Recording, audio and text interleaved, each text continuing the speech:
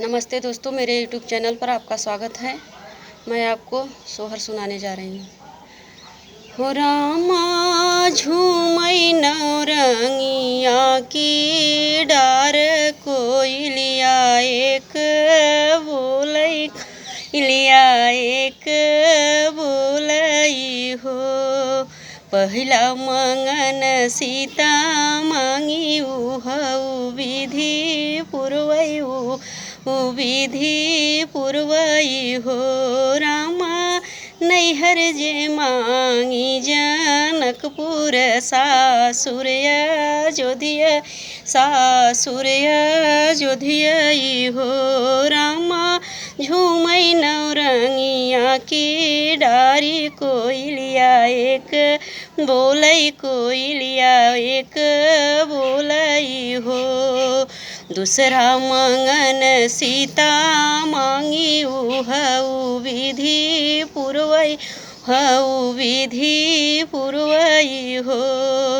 सासू जे मांगी कौशल्या ससुर राजा दशरथ हो। रामा झूमई नौरंगिया की डार कोयलिया एक बोलई कोयलिया एक बोलई हो। तीसरा मंगन सीता मांगी उहऊ विधि पुरवई हो।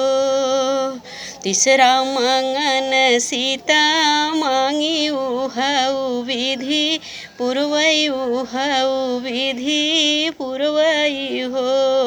देवराजे मांगिनी लक्ष्मण पुरुष श्री राम पुरुष श्री रामई हो।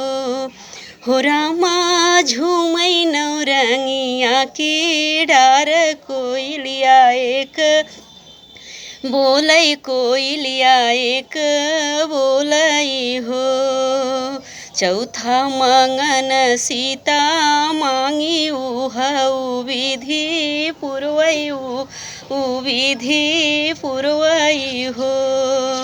ननदी जे मांगी सुभद्रा नंदोया राजा अर्जुन हो। ननदी जे मांगी सुभद्रा नंदोया राजा अर्जुन हो। रामा झूमई नौरंगिया की डार कोयलिया एक बोलई कोयलिया एक बोलई हो। पचवा मंगन सीता मांगी उहऊ विधि पुरवई हो। लाल जे मांगिनी